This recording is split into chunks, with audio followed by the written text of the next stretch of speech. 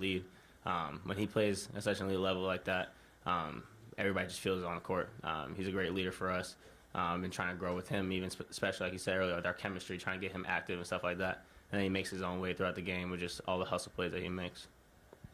Trey, what makes Kylan such a good front row? What makes Kylan such a good on-ball defender, and what do you see from him on that side? I'll say his IQ, his intelligence. He kind of picks up on habits, and he good at anticipating, and he's a stronger guard, so it's kind of hard for guards to just kind of get past him without having to use their strength too. And with our backline and help that we have, I feel like we can play more aggressive up top as guards, so it's just a good all-around team mindset. You're so kind. Kylan, you were able to get your hands on a lot of balls when Tajay was in the paint. Was that something you saw in film and the scout, or was that something just natural you do? I mean, I take a lot of time when these good guards are coming to watch film and, like even see those little habits that they have. He's great at drawing fouls, so my biggest thing was just to stay my hands wide.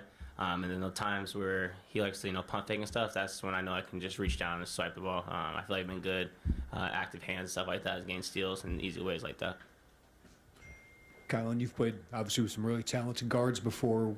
Where are you guys at with you and KJ just in playing with each other, playing off each other? Where are you guys at in that process? Because it feels like it's going to a different level. I mean, me and him are playing at elite level right now. We're just trying to find each other and get each other open shots.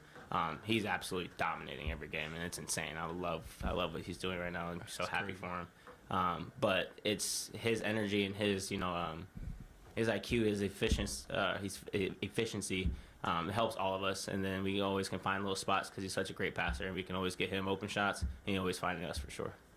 There were some frustrations early in the second half, but what did you guys think about the State Farm Center crowd getting all riled up? They were insane tonight.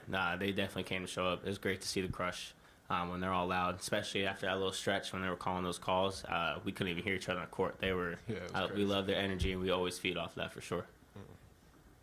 I guess maybe for both of you, I mean, there's still 18 more Big Ten games. So how important was it maybe to get at least back to 500, get a home win against Wisconsin? Definitely always good to get a win at home, especially against a great team like Wisconsin. So I feel like it was just a good way to get that gravy back rolling for us, for sure. Trey, 4 offensive rebounds for you. How much of a focus was that after Northwestern when Coach Underwood was saying that was one of the reasons why you guys lost that game? Yeah, I try to hold my hat on that, just trying to give our team extra possessions. We're so talented all around, so if I could just get my hand on there and give it to, give us an extra possession, that's probably an extra point for us. So just trying to find ways to affect winning within our team, and definitely executed that tonight. Question for both of you guys. You guys have both started a lot of games in your career. Just could you talk to us about just some of the things you talked to the younger guys about heading into this matchup? I'm always staying confident. That's one of the biggest things, how talented we are. These dudes are really, really good. They put a lot of work in. So whenever, if it's a bad night or something, just always staying aggressive and always being confident. On the defensive end, communication has probably been our biggest thing so far. We need to just learn how to just be even louder, talk more. When you get in those games and you're going against a team and they hear you, all 5 of you connected, that will put fear into any team. So if we work on that on the defensive end, we'll be even better. Most definitely. Trey, what's been your kind of approach over the last 10 or so days? Is maybe some of the minutes have been a little up and down? Like, how have you kind of approached this stretch here? For me, it's just all about staying ready till my name is called. We have such a valuable team, such a super deep team. So just staying ready, put my reps in every day, and just like I said, trying to hold my hat on making winning plays. So when my name is called, I'll still be ready in that same mindset. Trey, it seems like we hear from coaches all the time that like offensive rebounds are effort and energy and all those things. But is there anything technical that you're going into a game like that with maybe either footwork or your eyes, something that you see that you can get to an extra ball or two? Yeah, most definitely. And just over the summer, build my relationship with these guys. I kind of know where their shots are going to go, where it comes from. And we drill it every day as a team. So it's kind of just a little bit of reps, skill, and just, natural ability too. You maybe alluded to it earlier, Trey, like some of those energy plays, those effort plays. Like, what is it about those that gets you going a little bit, and how can that set a tone for later in the game? For me, I don't know. It's just I feel like that's how I impact winning, just doing, a bunch of different things to hold us together. So if I can get us an extra 3 possessions that can win the game for us, why not, So. Colin, you guys have obviously played some great opponents, but you got number 1 coming into town. What's this opportunity mean for you guys, especially at home? I mean, for us, it would be huge. They've solidified themselves as the number 1 team. I think we match up really well against them. They have great talent. It would be a really good test for us, especially at home. coming in the game with the same mindset that we always do. Just try to play harder than the opponent. So this week I'll watch a lot of film, get prepared, and I feel we'll be ready for the game. Kylan, was there an emphasis tonight on getting some help defense at the rim? Seems like, and can you apply more ball pressure when Tomislav does come back for the backdoor help? I mean, for sure. I mean, that's one of our biggest things. Like even T-Dub said earlier, us being aggressive and on the three-point line, because we know we have our help back there and the back cuts or getting rejected, stuff like that. We got footers back there to help us. We rep that every day. Coach Hammer makes sure to instill that. Us being aggressive at the top because we know we have to help back line.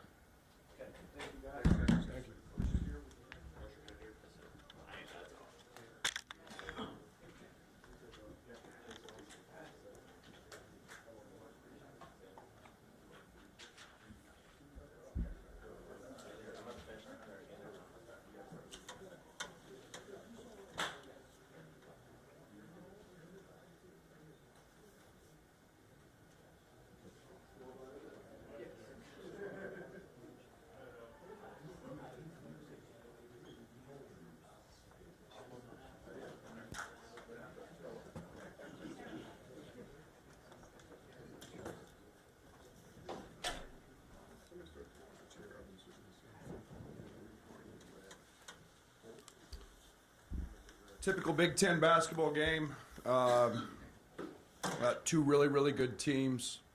Have so much respect for Greg. They have played an unbelievable schedule. They've beaten a lot of people, it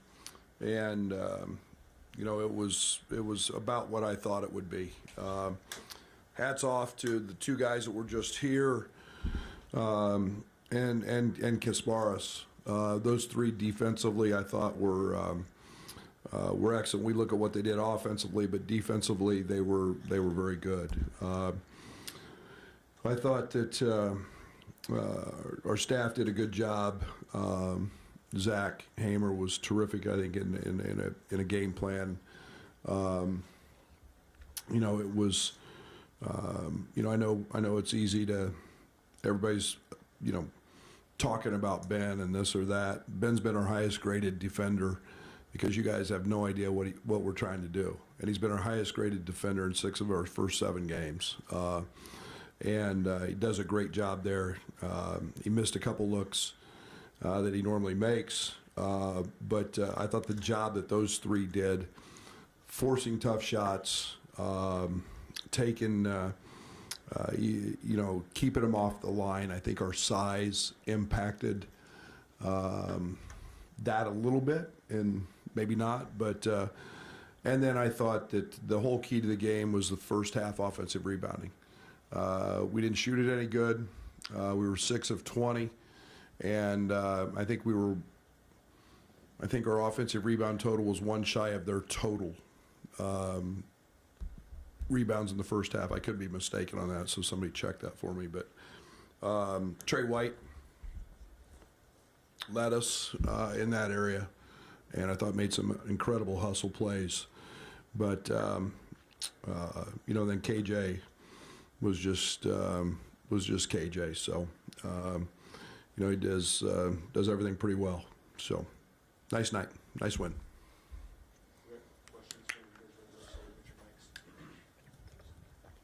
Brad, you've had league guards who are really talented, take some time to adjust to each other, figure each other out, how they play off each other. Where do you think Kasparas and Kylan are together in that process? Ahead of where I thought, to be very honest, and especially defensively. We knew Bam was a really, really good defender.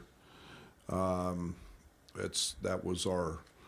To be honest, I mean, it was the driving force in terms of wanting him out of high school and wanting him in the portal. We knew how good he was defensively. He's just a terrific athlete with terrific strength. Kasparas, I wasn't that sure about, and even though we'd watched him play and watched a lot of film, actually, until you see him get out there and guard athletes and guard. You can't measure totally his ability to anticipate, his toughness, his length, and so they have worked extremely well together. And the yin and the yang in terms of the ball handling and the ball screens on the offensive side has been actually pretty fun to toy around with. Was that kind of like the full Trey White package in terms? I mean, just with the rebounding defense and then the different ways that he scored.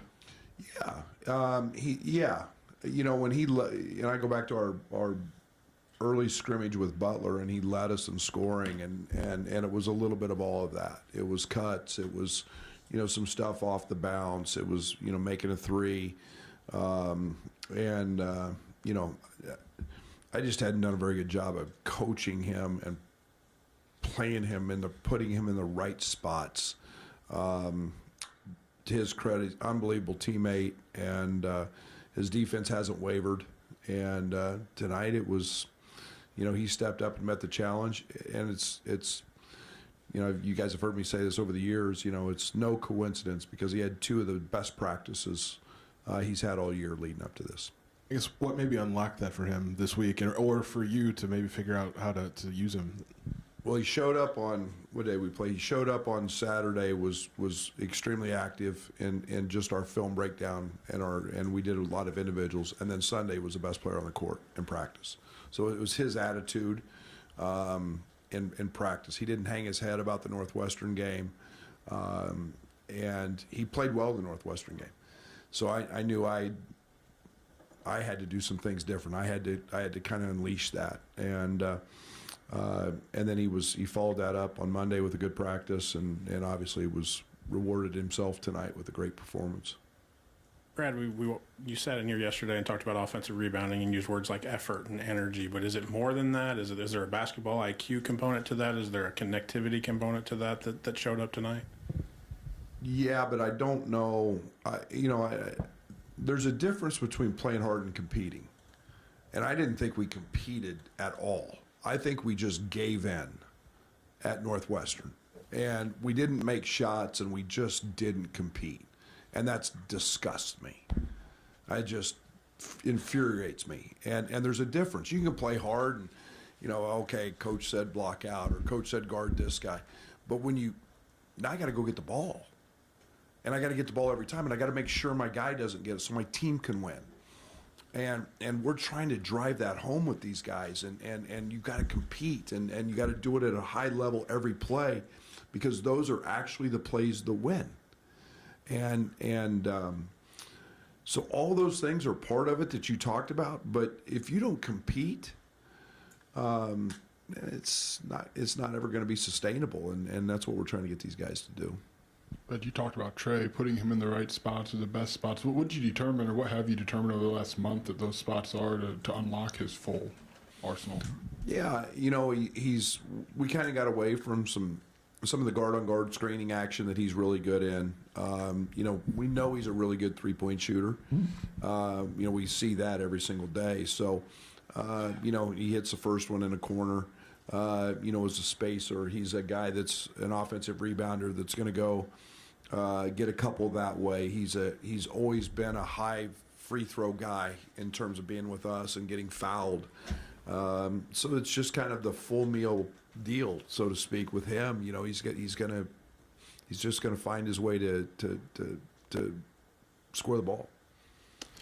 Brad, after the Northwestern game, you guys shot your fewest free throw attempts. Kylan and Trey, I thought, did a really good job of attacking the basket. Just wanted to get your assessment.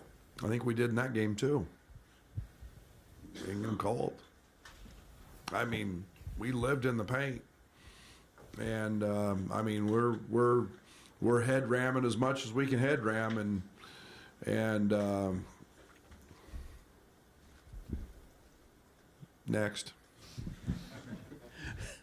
Brad, Ben obviously struggling a little bit shooting, but he's taken 56 threes and just 11 twos. Is that what you'd like to see from him, or would you like to see him do more? I'm really pissed off he's taking 11 twos. I am. You guys have got to. It's coming. It's coming when there's going to be 7, 8, 9 in a row. It's coming. This dude is an elite shooter. And we're asking him to be a part of our defense and do things that maybe have not been asked of him. But this dude can rip them off. And he creates space. Yeah, he's got some one dribble, two dribble pull-ups, but man, we recruited that dude to shoot him, and I want him to keep shooting them. And I ran the first play of the game for him. I ran the first play of the second half for him. And that's how much I believe in him, and then I know how smart he is on the defensive side and what he does to help us. Coach, what were some of those points of emphasis with Zach's scout and game plan defensively, particularly on John Tonji? Seems like you're able to bottle him up quite a bit. Yeah, I mean, we really feared him in the paint. He is an unbelievable pivot guy, gets fouled. The job that Tommy and Ben do of kind of just plugging some of the early gaps, we spent a lot of time on that. We knew we were going to have to make some adjustments because Klesman's such a good three-point shooter. But I thought the job Kylan did making his touches hard helped. And then I thought the job that Tommy and Ben and Merez and Jake all took parts, even Trey a little bit, just being able to give some support. Brad, I know you got a guy in Trent that relished those type of assignments defensively. What are you seeing from Kylan? Are there parallels between those? Oh yeah, there's a mentality that's different. You don't have guys. We got Terrence that point last year, where it was give me that guy, and we're starting to see growth in Trey in that area, not shying away from the work that it takes to do that. So Kylan has been, irregardless of what has happened for him in making shots or whatever, defensively he's just been sensational. Coach, you've now won 9 consecutive games over the Wisconsin Badgers. Do you ever kind of think about those kind of milestones and kind of see how far the program's come along in the last 4 to 5 years? No.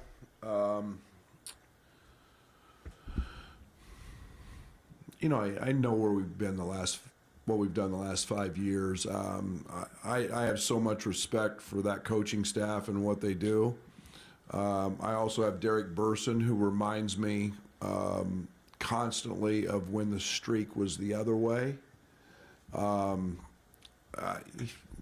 You stay in this long enough, certain things happen. That's a really good basketball team we beat, and every team has a little bit of difference and a little bit of identity that's different. And we beat a good basketball team tonight, and we've got another good one coming in on Saturday.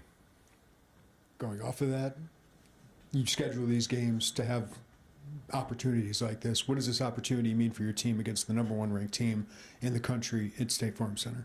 Well, I'll be really honest. When Rick and I set this up, I jumped at it. I couldn't wait because I've known Rick for a long time, knowing him when he was at Texas and in the league, and had Durant and that whole crew, and I know how hard he gets his teams to play. I know how demanding he is as a coach. He's won so many games. He's won at every stop. So what better way to prepare my team? And we went on the road there last year. It was a hard-fought game. They won, and he's always going to have a team. He's got resources. He's got guys back.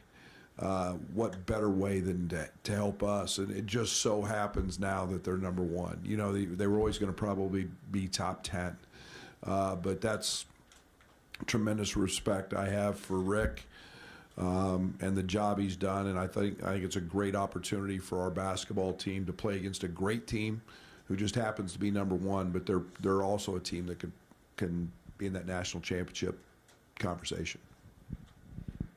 Maybe it wasn't Tommy's most efficient night, but he still has 9 and 11. I mean, is the floor just that high for him? Yeah, I'm disappointed he didn't make the layup in the first half, and he would have had another double-double, and he makes the game look easy. It didn't call on him to make a lot of threes tonight. They did a good job in their late switches. But again, I think he's at the top of what teams have to try to scout for. And he said a little more than I would have liked tonight with a silly foul, but Tommy's a very good player. Thank you.